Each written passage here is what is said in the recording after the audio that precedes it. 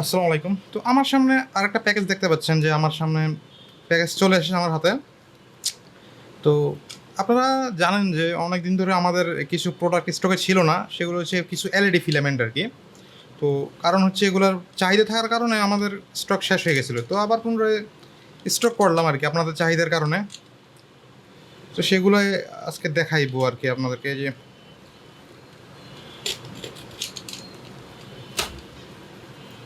এই যে দেখতে পাচ্ছেন এই যে সুন্দরভাবে র‍্যাপিং করা আরকি।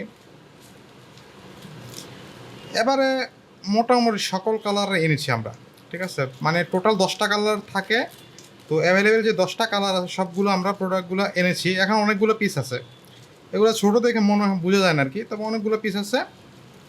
এই যে দেখতে পাচ্ছেন অনেকগুলা কালার, এখন টোটাল হচ্ছে 10টা কালার, ঠিক আছে?